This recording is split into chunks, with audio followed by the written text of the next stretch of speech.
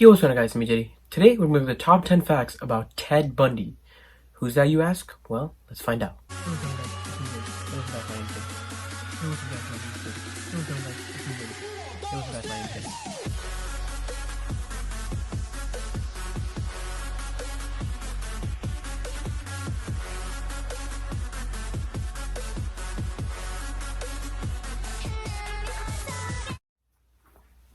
All right, before I start going into the facts, I'm gonna give you guys a quick summary of who he is, like a quick biography. So Theodore Bundy was a huge like serial killer. He was like well known. It was like back in the 1900s. He killed like a bunch of people, and it was like a bunch of women, and he was put into death row, and like he was like super fascinating because like his like the way that he was a serial killer, it wasn't like normal serial killers. Like if you look at him, he kind of seems like like a smart, educated man, and he was completely like a different like serial killer type people. Like you normally wouldn't see guys like him, doing things that he did. So that's what we're gonna be talking about. So let's go on to number one. All right, so we all know that Ted Bundy was actually like executed. So he was actually put in death row and he was completely murdered. So one cool fact about that was when he was actually executed, there was a huge party outside, and there was like a bunch of people with like posters and like food, and people were just like throwing a huge party, and people were so happy that he was getting executed. And a lot of people have different opinions about this. Some people think that this is like a great way to celebrate his death because of the fact that he did something wrong and now he's dying, and like a lot of people were like super excited about that. And then there's another type of people who think that no matter what kind of acts he did, he's a human being and he shouldn't be treated like that. Like they make you think like, oh, if you were gonna die and someone celebrated for that, then that wouldn't be too nice, no matter what he did. But a lot of people think that the stuff he did definitely deserved the kind of party that he got when he was put in death row. All right, number two is that he basically built a family in custody. It's kind of weird because he was actually really close to this one reporter named Carol Ann Boone, and like she was supposed to be like a witness, and he actually went up to them. And back in the state that they were actually in, when they were in court, she was a witness, and Ted Bundy went up to her and said, "Will you marry me?" when he's asking her a question. And since the state laws say that if you're in a courtroom and two people agree to getting married, then the marriage is actually consummated, and then the marriage is actually like approved and it's like a real marriage. So when Ted Bundy asked her, she said yes, and they were married. So that was really bizarre considering the fact that he was up there for all like those like allegations and like all those accusations. But she said yes, and then they technically got married. And then after that, a few days later, or a few weeks, kind of, when he was actually in death row, what happened was she kind of like bribed a couple of the guards, and like they kind of let them have alone time. And then a few months later, she actually she actually gave birth to a baby girl, and they actually took pictures with each other. And like, so it's really funny because he got married and he started a family all when he was like basically put in like when he was basically in custody. So he's definitely one of the first people to do that. And then just the kind of guy he is, and the way he looks like, you can clearly tell that he can do stuff like that, because he does not look like a serial killer at all. Alright, so number three, we're going to talk about the type of girls that he killed, and there's actually a specific type, and we're also going to go into the backstory of why he did that. So I'm gonna start this off before he started killing. So he had a girlfriend, and her name was Stephanie Brooks, and she was like beautiful. She had like brown hair, and she had like she had like all like the normal qualities that a brunette would have. And she had like brown hair, really long straight hair, and then she was like supposed to be like really good looking, and she was actually really rich and really smart. So she was actually doing her schooling, and she was really smart. So then what happened was they actually dated, but then she didn't really like Ted that much, because like Ted wasn't going anywhere too fast and it was kind of like getting boring. So she kind of just broke up with him. And then Ted didn't take that too well. So what happened was he started going on this like huge killing spree where he would kill like lots and lots of girls. At the end, the official number was like 30, but people say that there's way more that we just haven't seen. So even if it's just 30, 30 girls is a lot. And one thing that's common about all of them is that they all had brown hair, and they all had like the same like complexion that Stephanie Brooks had, and they all kind of had like same backgrounds as her. So he definitely had a type, and he definitely went for girls who look and act like her. So this was kind of like his like own little obsession. So most serial killers, when they have that obsession, they follow that. With Ted Bundy, his obsession was to just get back at his girlfriend. So he started finding all the girls like her and just going and just doing what he did. So number 4, small TMI warning, but Ted Bundy wasn't like he didn't really kill everybody that he was intimate with. So a lot of people think that that's a huge misconception that people had about Ted. It's the fact that he would just go around, find girls, like be intimate, and then he would just like kill them. But that's not how it works. Ted Bundy it was actually really easy for him to actually get like girls, because back then he was actually considered like handsome and attractive, and he was like driving like a Volkswagen, and like he was super smart, charismatic. So all the girls like basically like liked him. So he was like one of those popular guys, back in the day.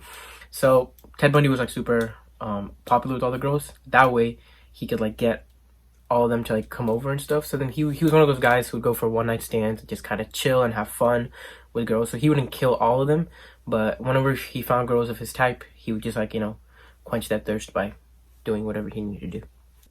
So there's actually a killer named the Green River Killer who's actually guilty of like also killing girls, and he actually topped Ted Bundy. He actually did 48, but Ted Bundy actually assisted the police in catching Gary, because Ted Bundy was like he knows like how killers think.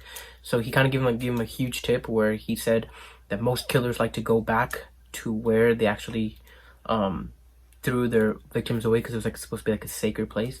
So then the police like scouted that area and they found him, and then they were able to take custody of him. And this was all because of Ted Bundy, because Ted Bundy really helped them out. So this is really ironic considering the fact that Ted Bundy, really like well-known serial killer, helped the police find another serial killer. So Ted Bundy was like super smart, and he went to law school. He was a psychology major. He was super smart, and he had everything that that like a normal teenage or like a normal young man would want. And no one really knows why he didn't make these decisions, but yeah. All right, number 6 is that Ted Bundy actually escaped prison twice. So the 2 times he escaped were actually like super fascinating. Like it's super fascinating because so then the first time that he did it, he actually went through well, I'm not sure if it's the first time or second time, but one of the times he actually cut a hole in his ceiling, but then like there was supposed to be like a vent. So then he basically just cut the vent a little bit bigger, but he couldn't cut it big enough for his body. So he actually lost like 60 pounds in weight, and he wasn't like a big guy. So he's losing that much weight was really hard for him, but he still did it, and he was in prison. So I'm sure compared to being outside and being in prison, it's a little bit easier, but still losing that much weight in like a short time. He did that all just so he could escape, and he actually fit through that vent hole and was actually able to leave. So he actually escaped that, and he was able to do all of that with the guards like there, and they didn't really like look at like, so he would hide the vent again. And this is some like next level escape artist stuff. So again, he really uses like wit and like smartness to completely escape. And then he was actually later found, and he was put back into custody. And then he escaped again when once he was actually granted the opportunity to go to a library, because he was like one of those prison, like when he was put in prison, he was actually taking care of his own trial because he was a lawyer. So then they were actually able to let him go to the library, and there was at one point when and he didn't have any like handcuffs or anything, because he talked to the guards, and he just seemed like one of those like really like relaxed men. So the guards kind of like felt like, all right, this guy's gonna do anything. But they were wrong, because Ted Bundy actually he was in his cell practicing like jumping from his bed, and he would like climb up the wall and jump off, and he would like practice his like he would make his ankles and knees like be really strong. And when they were eating lunch, like a lot of people would be noticing that he would just jump off the tables. People were like, oh, he's just kind of weird, but then in reality, he used all of that when he saw a wide open window and the guard turned away, and he just got off the phone, jumped out of the window, and just ran, and he took a hike into the Himalayas, and he actually broke his ankle in that fall, but he was still able to go all the way. And or no, not the Himalayas. They actually had like the mountains right next to where the courthouse is. he actually took a trek, went up, and he stole a car, stole some things, and he actually like tried to live off there. But then they traced him back and they found him, and then they put him back in custody. Our number 7 is kind of similar with like a bunch of serial killers. They always say that, you know, the devil made me do it, or this made me do it, that made me do it. Well, with Ted Bundy, he actually said there was actually an entity that made him do it, and there was like a dark spirit that like hovered around him, and like that kind of forced him to do this. And this doesn't really justify what he did, but it was super kind of creepy considering the fact that a lot of people actually point at things that are existent. Like some people say, oh, my significant other made me do this, oh, me not being popular in high school made me do this, or a lot of other things like that. But Ted Bundy actually did this because of a mysterious like factor, and he called this factor X, and he would just keep referring to it over and over again, which left a lot of people wondering if there really was something else that actually controlled him to do this.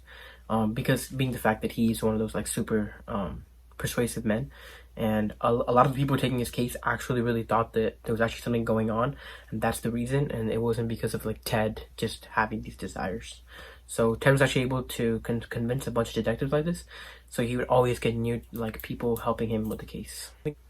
Alright, so number 8 is that Ted Bundy actually considered suicide, and it's kind of weird because people are thinking like, okay, if he considered suicide, then why didn't he just do it when he escaped, or why didn't he just do it when he had the chance in prison? Well, the thing is, like, Ted said that he was actually afraid of the chair and he didn't know what was gonna happen, and like a lot of people said that like Ted was not like a believer in the chair and he just kind of wanted to like have his own control. So he actually asked the person who was actually about to kill him, like, what will happen to me? And then they said that, oh, we're just gonna shave your head off and shave your leg off, you know, like the hair, and that's just like for the electricity to pass. And you can do that research by yourself. But so he was actually on the chair, and then when they asked him that, he was super scared and he didn't know how to react. So he actually considered suicide before, and he was supposed to be like a born again Christian, and there was like a lot of other different like theories that kept popping up. But the theory that stood the most was the fact that he was just scared of the chair. He didn't know how to react to it. Our number 9 is that there's speculation that his killer would have actually been female, or like his executioner. Well, the reason that there's a lot of speculations like this is because of the fact that there's actually a lot of movies and documentary series, and in all those like documentary series and movies, they always depict some form of like woman saying yes, or like a woman pressing the button. And people say that this could have happened because they really wanted to show that women have the power too, because considering the fact that Ted kind of robbed all women of their like power by doing the things that he did to them. So they wanted to kind of make statements saying that women, like, you took the life of women, and now a woman will take your life. But back in the day, I don't think this was legal, and they couldn't let women execute people on the death row. But this could definitely have happened, and I think that's really disrespectful considering the fact that all the other inmates didn't have to go through that, and if Ted Bundy had to go through that, then I think that's kind of disrespectful to him. Number 10 is that there's actually a museum that has Ted Bundy's actual car and like his Volks Beetle. There's actually a museum that actually has that, so you could actually go look and you could see the museum. And there's a guy named Arthur Nash who loves collecting memorabilia of serial killers. Who knows why? Police, no, I'm just kidding. But he actually has like a lot of memorabilia. Like he has like the clown paint that one of the other serial killers used, and he had like different memorabilia from different killers. And he actually used to have this to the Volks Beetle, but he gave it to the museum as a gift, and now it's there in the museum.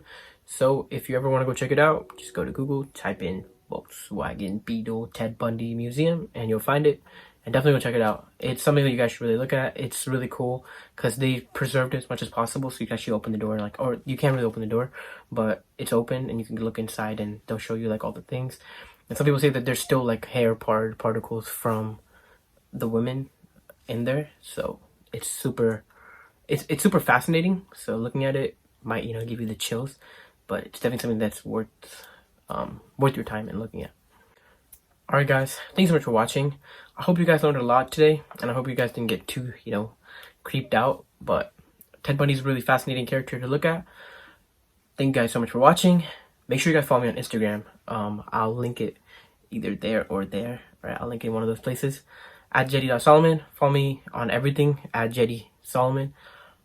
And make sure you guys like the video, share the video, and subscribe. Make sure you do that. I'll see you guys next time. Bye.